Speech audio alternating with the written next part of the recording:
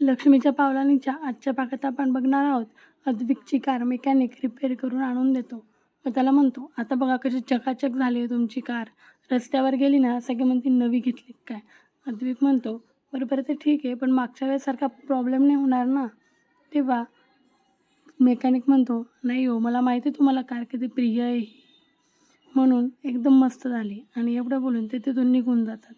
Dining टेबलवर कला आणि अंजू सामानाची लिस्ट बनवत असतात. तेव्हाच कलाला आठवते आबांची औषधी बाकी आहे व ती अंजूला म्हणते, हे मी करते, तुझा आबांना औषध दे. ती गेल्यावर तिथे अद्विक येतो व कलाला कॉफी मागतो. पण त्याला नंतर आठवते की आता ही मला कडू कॉफी मागेल व तो लगेच नाही म्हणतो तिला.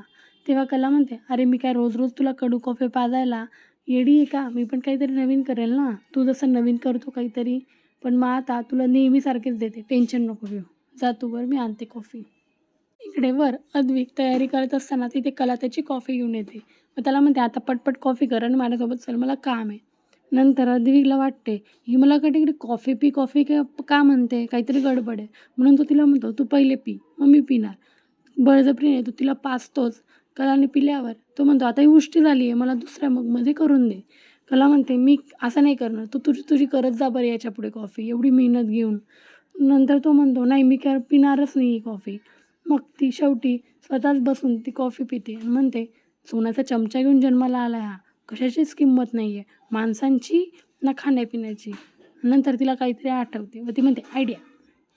इकडे काजलला सोहमचा फोन येतो व ती विचारते, हा बोल. तेव्हा सोहम म्हणतो, अगं काय, हॅलो मित्रा, कसा आहे तू, असं काय बोलते, सगळं ठीक आहे ना. तेव्हा काजल त्याला सांगते की अद्विक आणि कलाताईमुळे आई खूप डिस्टर्ब आहे आणि तिने काल आत्महत्या करण्याचा प्रयत्न केला. तेव्हा सोहम शॉक होतो व तिला विचारतच असतो की तेवढ्यात काजलला संगीता आवाज देते व ती फोन ठेवून तिथून चालली जाते. अद्विक त्याच्या ऑफिसची तयारी करत असतानाच कला त्याला म्हणते, चल रे चांदेकर. ती खूपच रिक्वेस्ट करते, पण मग अद्विक म्हणतो, तुम्हाला विचारलं का, मला काम आहे, मी बिझी आहे का काही, मी नाही येणार. तेव्हा कला त्याला ऐकवते की मी या घरातल्यासाठीच करते ना सगळं, तरी तुमच्यासाठी करते, तुला या घरात नको आहे, तरी पण तुला माझ्यासोबत यायला काय होतं आहे. तेव्हा अद्विक तिला म्हणतो, महिनाभराचा किराणा आणायचा आहे ना, महिनाभराचा कशाला बोलते. म्हणून मग त्यांचे असंच तू मेमे होते. तेव्हा अद्विक म्हणतो, तू तर खूप स्वावलंबी आहे आणि नारी आहे, माझ्या हातात मला सगळं येतं असं समजते ना, मग जा आता चालव की. मग नंतर तो तिथून चालला जातो. कला चिडून म्हणते, तू बघत आता मी काय करते, व ती त्याच्या गाडीची चावी घेऊन तिथून निघून जाते. अद्विक बाहेर आल्यावर त्याला दिसते की गाडीची चावी नाही आहे व तो कलाच्या नावाने ओरडून तिला ओरडायला जातो. इकडे कला गाडी चालवतच असते की अद्विक तिला वरतून आवाज येतो, अरे थांब मी येतोय, पण मग ती काहीच ऐकू येत नाही व ती तिथून गाडी घेऊन चालली जाते. गाडीमध्ये कलाला काहीच समजत नसते, म्हणून ती तोंडाने सगळ्यांना सरका सरका बाजूला व्हा म्हणून ओरडत असते. इकडे अद्विक टेन्शनमध्ये बाहेर येतो, कोणाचीच कार नसते. तेव्हा त्याला सोहम दिसतो व तो सोहमच्या बाईकवर येऊन त्याला म्हणतो, चल आता लवकर, मला तुझी गरज आहे. ती तिकडून निघून जातात. इकडे कला एकदमच परेशान असते आणि ओरडून ओरडून सगळ्यांना म्हणते, पण शेवटी जे व्हायचं ते होतंच आणि ती एका बाईकवाल्याला धडकते. तो पडतो आणि ओरडतच असतो की कला गाडीमधून बाहेर येऊन त्याला म्हणते, अरे बापरे, हे तर खूपच लागलं तुम्हाला. पण तुम्ही माझ्या गाडीने नाही पडले बरं, माझ्या गाडीची तुमच्या गाडीची टक्करच नाही झाली.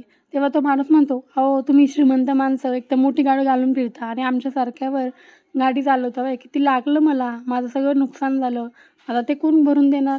तेव्हा कला पण त्याच्याशी भांडते व म्हणते, माझ्या गाडीने तुमच्या गाडीला टक्कर लागलेली नाही आहे, त्यामुळे तुम्ही उगाच नाटकं नका करू आणि तुम्हाला लागलं पण नाही आहे जास्त. तेव्हा तो माणूस म्हणतो, बघा उलटा चोर कोतवाल को डांटे, ह्या रोडही मोठी गाडी आणणं मग नाही, तरी तुम्ही गाडी आणून फिरता आणि म्हणता माझी गाडी नाही आहे.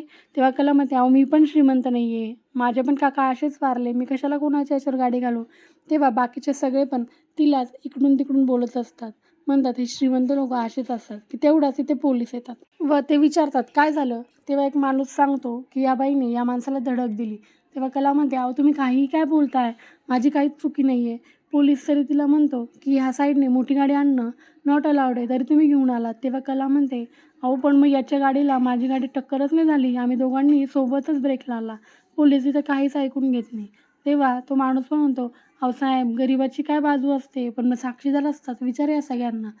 पोलीस ते ऐकून म्हणतात, कदम या मॅडमला पोलीस स्टेशनमध्ये घेऊन चला. एक हवालदार येऊन कलाला हाताला धरून घेऊन जाते.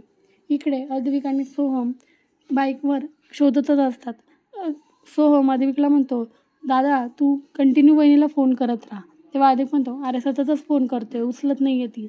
नंतर तो विचार करतो, चांदेकरांच्या गाडीला असं कोणी येऊन घेऊन जावं, हिची तडकाफडकी निर्णय घेण्याची पद्धत ना नेहमी माझ्याच जीवाशी येते. काय करावं? आजच्या भागात एवढेच. तर तुम्हाला काय वाटते? अद्विक शोधू शकेल का कलाला? आणि त्याला समजल्यावर की त्याची गाडी ठोकली आहे, तो काय करेल? हे कमेंट करून मला नक्की कळवा. आजचा भाग आवडला असेल तर चॅनलला लाईक, शेअर आणि सबस्क्राईब करायला विसरू नका. थँक्यू.